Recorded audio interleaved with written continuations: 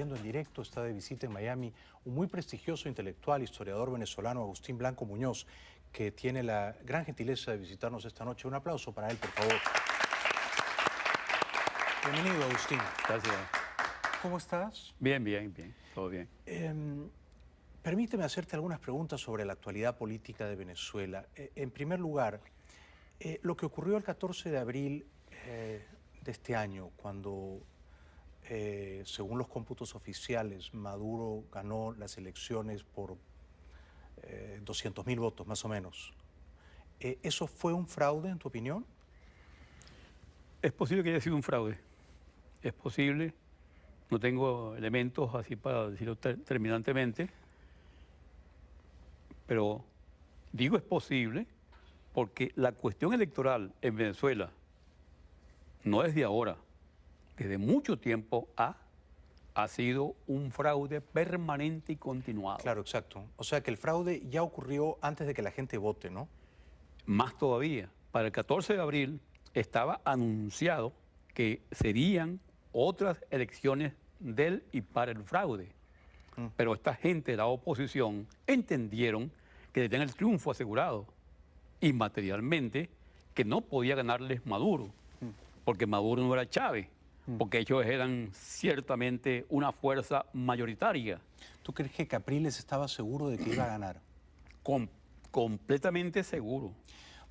Probablemente ganó, pero una cosa es que haya ganado y otra cosa es que en los cómputos oficiales le hayan reconocido eso, ¿verdad? Son Jaime, cosas distintas. ellos anunciaron el triunfo toda la tarde del 14A. ¿Pecaron de triunfalismo? Entonces? Anunciaron el triunfo hora tras hora, en la noche. Ya eso era algo que materialmente estaba consagrado. Ellos decían, nosotros ganamos. El día siguiente,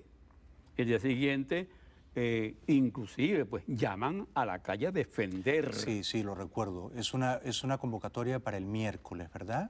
El día 15 sí. Llama a Capriles a sonar las cacerolas en la calle.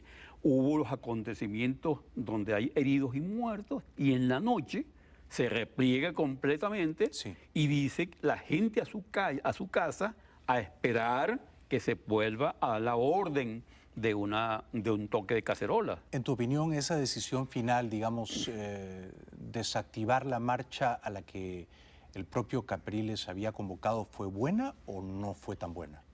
Mira, es que allí lo que hay es un problema de política. No hay una política adecuada a un momento tan grave, tan confuso como el que está planteado. El 14 y el 15 era una consecuencia de la ausencia de una política que vaya más allá de lo electoral. Luego entonces se queda todo en decir, hubo fraude, me robaron, hay temor de ir a la calle a hacer una política de calle y en consecuencia tiran y encogen. Vamos a la calle, no, vénganse a sus casas y esperen mi orden de toque de cacerola, por ejemplo. ¿Tú eres partidario de hacer una política de calle ahora en Venezuela? Yo estoy partidario en este momento de hacer una constituyente de calle sin firmas ni CNE. Explícanos eso, por favor, Eso Agustín. es simplemente apartarse de lo que fue la constituyente de Chávez Candanga, apartarse de esa constituyente del 99, que confirman acomodados los poderes con CNE, todo siguiendo los cauces tramposos que están controlados por el Ejecutivo, haciendo una constituyente que nazca realmente de abajo, de las bases sociales, organizadas en movimientos de movimientos. Es decir, grupos que se van creando, se van orquestando, se van uniendo y son la expresión del soberano. ¿Tú crees entonces que a Venezuela no le sirve la Constitución del 99, que hay que cambiarla? No es la Constitución, no es cuestión de papel, es cuestión de instituciones. Es cuestión de políticas. Comprendo. En Venezuela actual no hay políticas distintas a las que prevalecen hoy, a las que están vigentes desde Miraflores. Allí materialmente hay una política, la política de quienes están en el gobierno y la política de quienes buscan ser gobierno. Y por eso simplemente el 14A viste a una oposición convalidando los resultados electorales, porque hasta el día de hoy esa oposición que dice que le robaron el triunfo, no ha sacado, por ejemplo, las estadísticas para decir cómo fue que le robaron el triunfo. Se esperaban por las impugnaciones en el TSJ. Yo le pregunté en Bogotá a Capriles y él me dijo que él calculaba que eran 500.000 votos que le habían sumado a Maduro. 500.000 votos. Él calcula que Maduro no sacó 7 millones de votos, pero en el cómputo oficial le dieron 7,5 millones. Ahora, él tal vez no ha podido demostrar eso que tú dices porque no se hizo la auditoría. Y al no hacerse la auditoría, él no tiene la información precisa para demostrar cómo sumaron esos votos fraguados, ese 500.000 de votos. Tú no estás muy contento con el liderazgo opositor de Enrique Capriles, me parece, Agustín. Jaime, yo no estoy de acuerdo ni estoy conforme con los liderazgos verticales. El de Capriles los liderazgos verticales han sido liderazgos fallidos en los 203 años de la historia republicana, o así llamada, de Venezuela. Ha sido un fracaso tras otro ese verticalismo. Sí. Mientras los liderazgos no entiendan que tienen que ser horizontales, siguen repitiendo la misma vieja política. Magnífico que recuerdes eso, ¿no? Que estas democracias nuestras están lastradas por el peso del caudillismo. Claro. ¿No? Y no son democracias en definitiva y conclusión. Sí, no son democracia. Sí. Pero en ese sentido, no es que yo quiera defender a mi buen amigo Enrique Capriles, pero creo que su liderazgo no es tan vertical en la medida en que él se sometió a unas elecciones primarias, debatió con María Corina, con Leopoldo, con Diego, con Pérez. O sea, compitió. El 13 de febrero del 12, el día siguiente que obtuvo el triunfo en esas primarias, fue una rueda de prensa. Sí. Y entonces ya era el candidato que todo lo quitaba, lo ponía y disponía. Simplemente. Y así son los liderazgos, que cuando están en una campaña son una cosa y cuando están en un cargo ya son otra. En consecuencia, es nada más que lo vertical, que además es festejado, es celebrado, sí, y es hasta endiosado.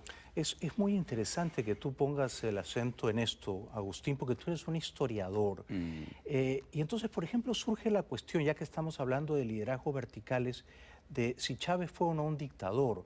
Yo siempre he sostenido que sí. Luego hay gente que me dice, pero ganó elecciones. Bueno, es que sí, era un dictador que ganaba elecciones, era un dictador con apoyo popular, muy simpático, muy querido por mucha gente. Pero era un dictador porque al dictador lo mides por la manera como ejerce el poder, ¿verdad? Y entonces la calidad de su liderazgo era claramente dictatorial. En tu opinión, ¿Chávez fue un dictador o es una desmesura llamarlo así? No, no es una desmesura. Chávez es un golpista. Es fundamentalmente un golpista que tuvo el mandado hecho en el sentido de que las oposiciones de entonces, dado lo que se llama el agotamiento de un modelo, sí, 1989 Caracazo, sí, para situarnos específicamente, el gran vacío de Venezuela. Las instituciones quedaron vueltas añicos. sí. Defenestrado Carlos Andrés Pérez, aquello era un gran vacío venezolano. Surge entonces la política del golpismo, renace el golpismo y tiene todo un espacio que viene a llenar el golpismo. ¿Con qué lo llena el golpismo? ¿Con qué trabaja el golpista? Trabaja con las propias huestes de Acción Democrática y COPEI. Correcto, con todo ese desencanto, claro, con toda esa frustración. Sí. Entonces, el golpista sigue andando. La democracia como tal, como institución, estaba hecha flecos, completamente flecos, y avanza en medio del vacío el golpismo. Absolutamente. El golpismo. Pero ¿por qué cuando yo les he preguntado, por ejemplo, a Capriles o a Leopoldo López, si Chávez fue un dictador, ellos te dicen que no fue un dictador? Ellos se niegan a llamarlo dictador y dicen que era un presidente y que más respeto. Y son líderes de la oposición. Sí, ¿A qué atribuyes tú eso? Lo atribuyo que no hay deslinde, mi querido amigo, no hay deslinde. Hay, como te decía, los que están gobernando y los que aspiran a gobernar dentro de una democracia que llaman ellos deflecada. Una democracia que por todos lados, al no tener instituciones válidas para la democracia, indican que no hay democracia, porque no hay instituciones que realmente funcionen como tales. Por lo tanto, no hay democracia ahora en Venezuela, ¿correcto? No. No. Pero no es que no solamente, eso es correcto decirlo y afirmarlo enfáticamente, pero en 1958 comenzó una experiencia que suponíamos iba a ser de amplia democracia. Y esa supuesta amplia democracia, esa ficción de democracia y libertad, terminó en 1998 con el Caracazo. Correcto. Una democracia que deja en 40 años por lo menos 5.000 muertos por causas políticas.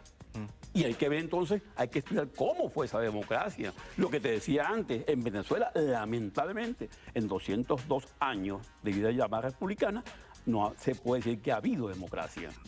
Ha habido una permanente y constante acción violenta, dictatorial, disfrazada muchas veces de democracia. Nos están pidiendo publicidad, pero digamos, después de Pérez Jiménez, ¿tú reconoces que al menos algunos de esos gobiernos que se alternaron entre ADECO y COPEI sí fueron democráticos? Hubo intentos hubo intentos de democracia. Vamos, acuérdate que hubo intentos de democracia.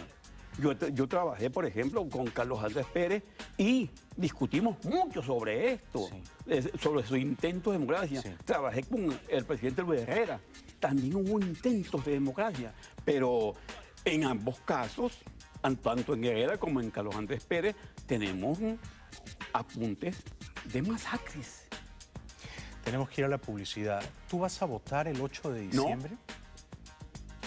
No. No, es una contradicción que me ponga a avalar algo en que no creo, en que no puedo creer, porque ahí está instalado, completamente instalado eso que se llama el fraude. Amén de que ya sabemos cuáles son los resultados. Los resultados son, por supuesto, otro triunfo del gobierno. Ahora, que las oposiciones no quieran entender esto, ese es otro problema. Porque ellos están materialmente casados con mantener este régimen que se llama el régimen chavista. Brillante. Es un privilegio escuchar una mente tan lúcida como la tuya, Agustín. Regresamos con Agustín Blanco Muñoz después de la pausa. Ya volvemos. De vuelta al programa. Agustín Blanco Muñoz es uno de los intelectuales más respetados de Venezuela. Es catedrático universitario, ha publicado creo que más de 50 libros. Y Agustín está de visita esta noche aquí en el programa. Has venido unos días aquí a Miami. ¿Qué sugerencias o qué recomendaciones les darías tú a los líderes de la oposición democrática venezolana, Agustín? Lo primero que te digo es que la Venezuela actual está llena de confusión, una profunda confusión que no ha sido entendida por nuestros políticos. Yo diría que de lado y lado. De lado y lado, o sea que tú lo que sugieres es que esa confusión ha permeado también a la Mesa de Unidad Democrática. Sí, cómo no, fundamentalmente. ¿Y en qué consiste esa confusión? Que no saben qué está pasando, no saben qué pasa en Venezuela, ni siquiera saben cómo caracterizar la actual situación. Entonces, eso les lleva a improvisar una tras otra cosa. Ellos no tienen un norte, un saber por dónde van, más allá del 8 de diciembre, el día de hoy. Da la impresión ahora de que el objetivo inmediato es ganar de un modo resonante las municipales del 8 de diciembre. ¿Crees que eso es posible? Ellos decían simplemente que el 14 de abril los robaron, le hicieron un robo, pero porque hubo trampa, hubo fraude, hubo ladrones, pero que el 8D no habrá fraude, no habrá trampa, no habrá ladrones, y ellos ganan. Pero ¿cómo es esto?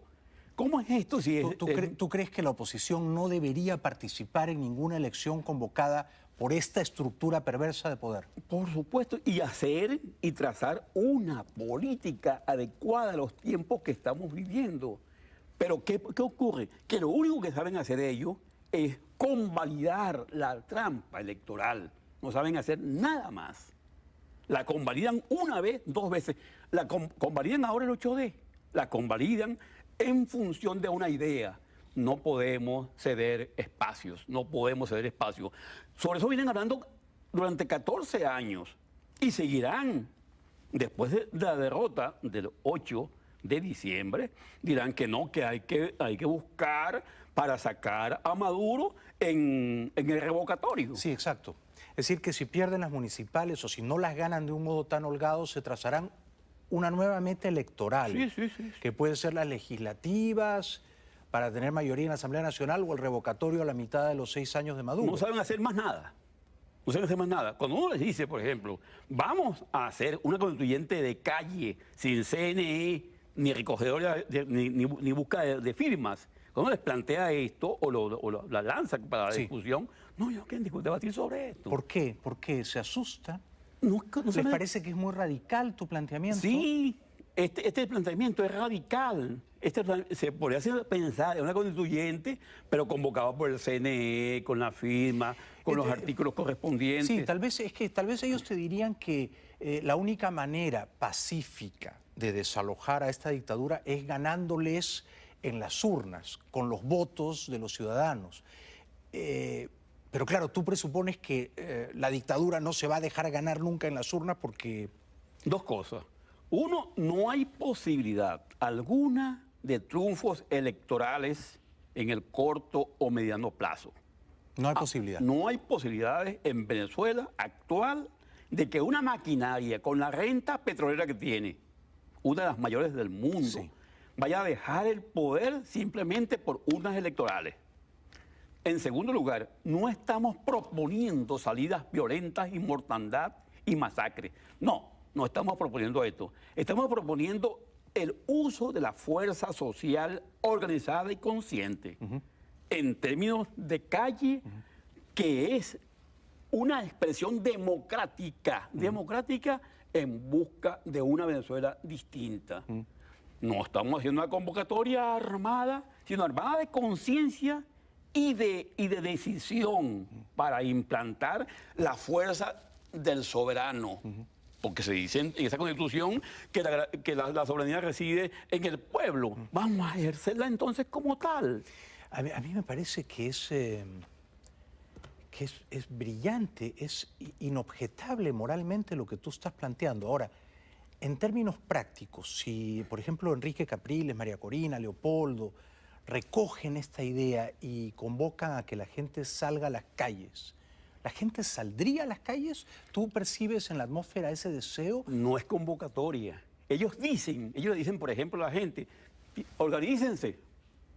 No dicen en ningún momento, vamos a organizarnos de una manera distinta. Esos partidos hoy no tienen militancia, Jaime. No tienen militancia. O sea que ellos no son representativos. No, la militancia de ellos es mediática, totalmente mediática y más nada. Estructura partidista como tal, con militancia, en términos de organización, ideología, política, estudio, realidad nacional, nada de eso hay allí.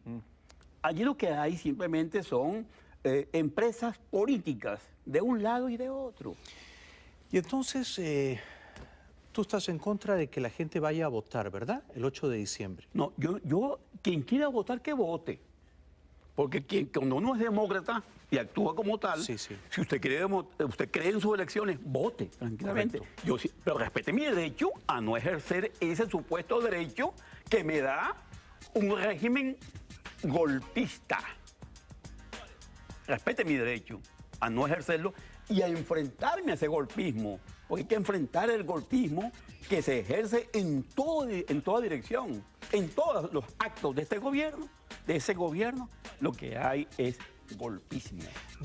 Nos queda solo un minuto y es una lástima, y te pido que tú uses ese minuto para dirigirte a tus compatriotas y decirles cuál es la manera eficaz de enfrentar al golpismo de la dictadura de Maduro y Cabello, por favor. La manera de enfrentarlo, y lo digo en todos mis escritos, inclusive en todos mis libros, es la organización consciente, permanente, con esfuerzo personal y esfuerzo grupal, entendiendo y estudiando la actual realidad venezolana.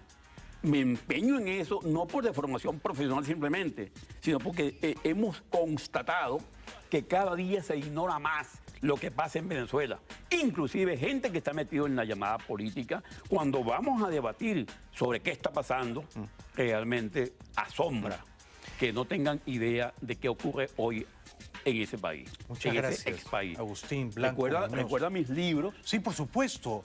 No los he mencionado. ¡Qué barbaridad! Este es el último, que es una conversación con el banquero Eligio Cedeño y el anterior con la jueza María Lourdes Afiuni. Están ya aquí en Books and Books, ¿verdad? Sí, están en Books and Books. En Books and Books, que Sí. estos son pedazos de historia viva de la Venezuela contemporánea. Sí. Muchas gracias por venir. Gracias Agustín, a ti. un aplauso para él, por favor. Gracias, Agustín. Gracias, hermano. Si quieren conocer más de Agustín Blanco Muñoz, y vale la pena, no dejen de leer sus dos últimos libros que están en Amazon y en Books and Books. Habla el banquero Eligio Cedeño y habla la jueza María Lourdes Afiuni. Los recomiendo con entusiasmo, no dejen de leerlos. Ya volvemos. Eso ha sido todo por hoy, gracias a todos por verlos, pero muy particularmente a una honorable comitiva de venezolanos que han acompañado con mucho cariño a Agustín Blanco Muñoz. Gracias, Agustín, por un programa memorable. Hasta mañana, buenas noches.